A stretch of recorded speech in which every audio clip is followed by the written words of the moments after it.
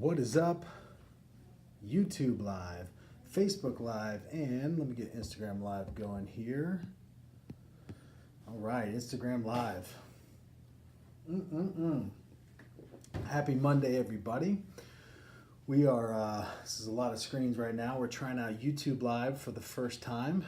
Let's see how that goes. Let me click something on it real quick. Interesting. All right, guys, we were doing, what's up, Matt? We were doing some live, what's up, Mark? We're doing some live Q&A here on Facebook, Instagram, and as well as YouTube. This is going to be cool. So if you got any questions, throw those in the comments, and we will go ahead and get rolling. We will get rolling. Right. John Franklin said, never miss a Monday. Yes, sir. Yes, sir. Matt, we are making these hats available on the site, and it is going to 100% go to fund our nonprofit. We just got the 501c3 here recently. People will be hearing more about that in the future. All right, guys, we're going to jump right in to the live Q&A. If you have a question, throw it in the comments. Got the first question on Facebook. It's from Thomas Shelton, and he said, Tyler, what's your take on the difference between happiness and joy? Happiness and joy. Let's start off the question with a very, very difficult one. Man, that's a really good question. I'm just going to give you my perspective, my opinion, and I'm the only one here with the mic, so I guess that works. But to me, joy, I find joy in small things throughout the day. Like, things can bring me joy, but it may not make me happy, right? Like, I can be unhappy but find joy in certain things. I can find joy in certain things and be happy, but those two to me are completely independent of one another. Obviously, everyone is in this pursuit of happiness, and you will have to experience joy throughout that process in order to get there. But for me, I think that they're two completely separate things, independent of one another, and that they, even in the same day, could completely counter each other, or could completely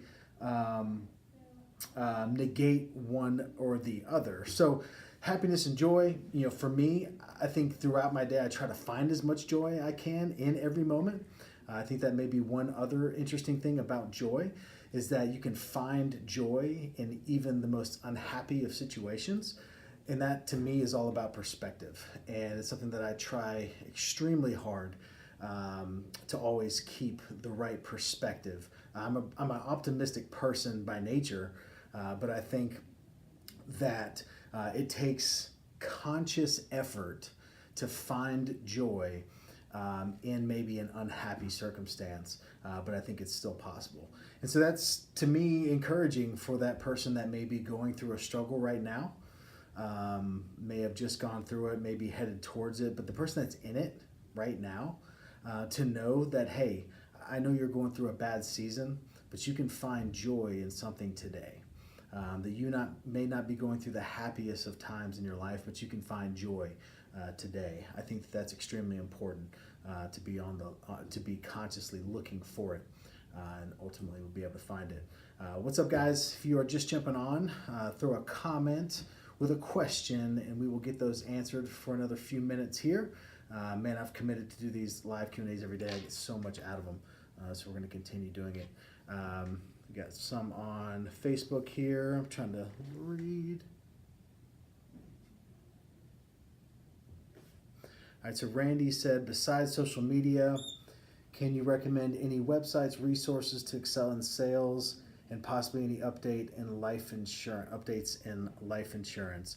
There's plenty of books that you can read. I've been talking about this one a lot lately, but Atomic Habits is quickly becoming one of my favorite books. That's James Clear. Highly recommend that one. It takes a very unique perspective on habits and how you can lose the bad ones and ultimately build strong new ones slowly over time in a very strategic way. That's definitely going to help in sales. One of my favorite books, and man, this is perfect for you since you said updates in life insurance.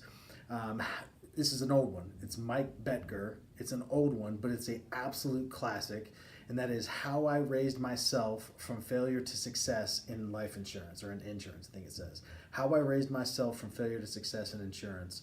It's an old book by Mike Becker, but it is one of the greats, one of the classics. So definitely go and check that out. All right, guys, if you got any other questions, throw those in the comments. Mark, don't be talking about that website. It's not done yet. I want people checking that out when it's not completed. But yeah, it should be done by tonight or tomorrow morning. Thank you, though. Tiffany, how about talking about clean and tidy desks, offices, vehicles, homes? I find this very common with successful people. That's a great question. That's an outside the box question. Yeah, so do successful people keep tidy desks, cars, homes? I don't know. I don't know if I can answer universally.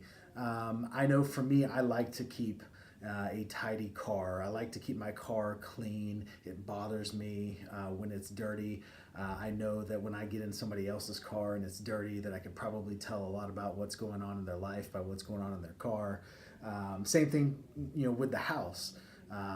Now, that being said, there are certainly going to be times where things are in somewhat of a disarray, but it bothers me. I like to keep things, pretty orderly. I'm a pretty clean person in my office because we have so much going on here with all this equipment here in the studio, because my office is also our studio. There are cables and lights and tripods and cameras and microphones and stuff just all over the place. But every couple of days we have to do a deep clean in here and get everything organized, where it begins to drive me crazy. I think a lot of that is just going to be a direct correlation between what's going on in your head and what's going on in the environment that you put yourself in.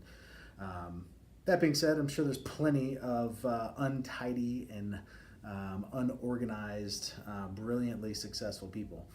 So I don't necessarily think I would put myself in a box there. Tiffany said there are exceptions, but I find generally to be true. Agreed. All right, let me read some more questions here. If you got any questions on Instagram, throw them in the comments. Same with YouTube, because we are on YouTube live today, which, by the way, if you haven't subscribed to my YouTube channel, here's something I'm going to talk about for a quick second. So we are making big changes coming in the next week to 2 weeks with everything that I do on social media. We are going to have certain content that lives in certain places. So what do I mean by that? Okay, so we've got the My Living Legacy vlog, which there's going to be some transitioning going on there. It is going to live in one area. There may be a 1-minute teaser, a little preview that'll live somewhere else, but that vlog will live on one platform. The Road to Legacy vlogs that we do 5 days a week, there's 70 plus of them now, with one coming out here this afternoon. Those are going to live on Instagram, I believe. We've got other content. We've got a new blog that has started, just finalized the first article in the blog. We have certain content that's going to live in certain places, YouTube being one of those places. I'm at over 9,500 subscribers on YouTube, but one of my goals very quickly is to get that to 10,000. My YouTube channel is, I think if you go to Tyler Jack Harris, but let me make sure because I don't want to tell you guys wrong. Let me see here.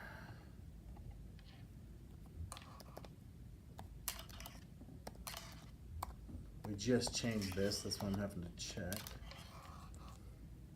It's not. It's still My Living Legacy Vlog as of right now. That hasn't been switched over yet. I'm glad I checked. So it's youtube.com/My Living Legacy Vlog with a V, V-L-O-G. But definitely trying to get to 10,000 subscribers there as quickly as possible. We're getting really close. All right, we've got a couple more questions on Facebook. Let me jump to.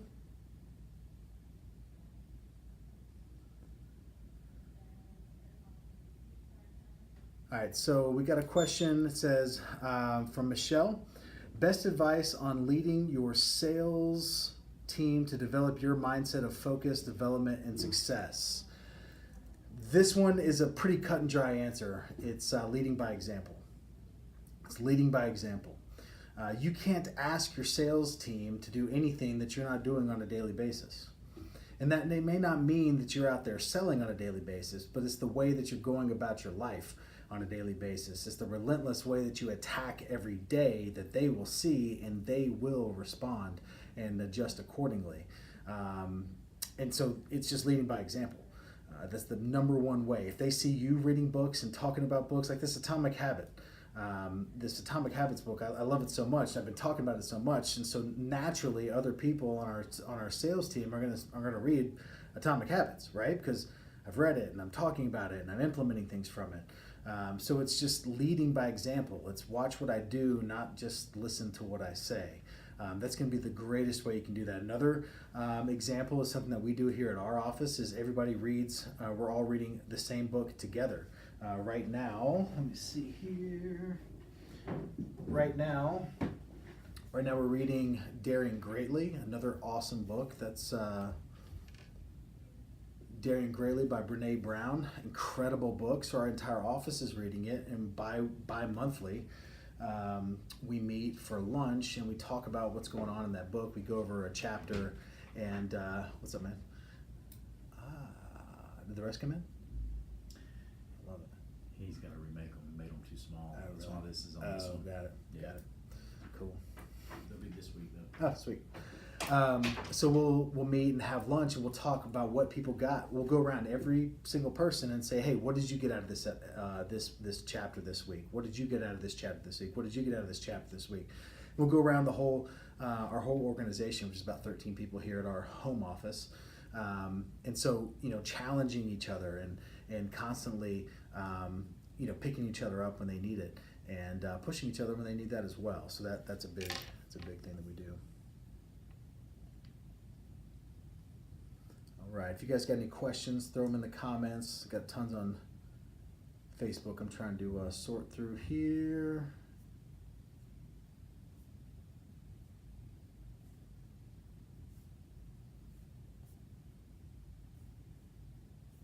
All right, here's one I believe I haven't answered lately. All right, Clarence Sanders asked, hey bro, I'm always starting the project but can't finish. How do I stay motivated? To me, the real question there is in the projects that you're starting. People don't typically not finish projects that they're extremely passionate about, that plays into their gifts, and that are going to be impactful in their life. Those aren't usually the projects that people fail to complete. Usually it's just the random, fly-by-night projects that just come and go, right? So, you need to spend more time on the front end, making sure that you're working on the right projects. Make sure that you're not starting anything that isn't worth finishing. You have to figure out how much you value your time. Like, what is your time worth? And make sure that you are spending the most time you possibly can on those projects that will give you that return on what you feel your time is worth. If I feel my time is worth $100 an hour, if there's anything that I'm doing where I can stop and say, hey, what's the value of what I'm doing right now? If it's not $100 or more per hour, then I don't need to be doing it, if that's what I've decided that I'm worth. So I think you need to look at that, and then also just look at putting structures in place to force accountability to hang in there and finish those projects that you have started. So it's forcing accountability, having benchmarks, having milestones put in, and celebrating those small successes along the way. So if you have a 90-day project or a 6-month project, it's how can I implement structures with milestones in place so that I can celebrate the small wins. Okay, we're halfway there. We've hit this benchmark, this benchmark, this benchmark, until you ultimately will complete the entire process. But chances are the real problem is that you're not starting the right projects, and that's why you're not being able to finish them.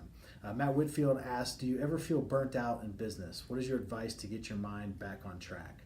I think anyone that tells you that they have never been burnt out or that they don't get burnt out in business is lying, and that you should turn and run as far away from that person as possible, especially if you're trying to gain knowledge from people on social media.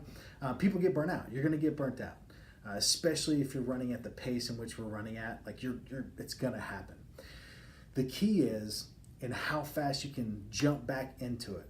So you're going to need to pause. You're going to need to take a rest. But how quickly can you go from feeling burnt out and hit that reset button and get right back in? I use this analogy a lot, but if you think about the lights in this room, right, they are actually flickering at a very high speed, but when I look up, it just feels like I've got constant light above me, even though the lighting on this angle isn't great that you're looking at right now. But that light is going on, off, on, off, on, off, on, off, on, off. But in reality, it's going like on, off, on, off, on, off, on, off, and it feels like it's always on. So you are going to be on, off, on, off, on, off, on, off. But if you want to at least get the appearance that you're always on, or be able to grow in the way you need to grow, which means being consistently on, then you have to figure out how to get back on track when you get off so that you can go on, off as quickly as possible, giving you the appearance that you're always on.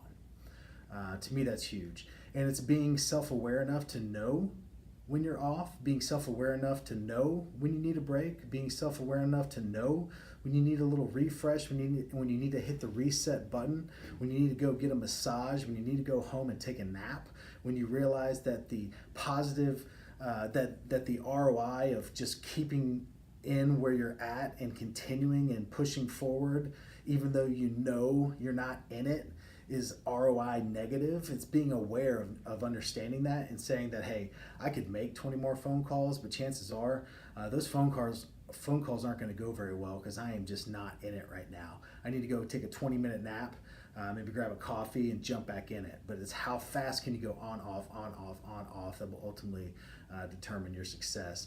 All right, guys, I've got a coaching call that I have to get on right now. I appreciate each and every one of you. If I didn't get to your question, throw it to me in a private message.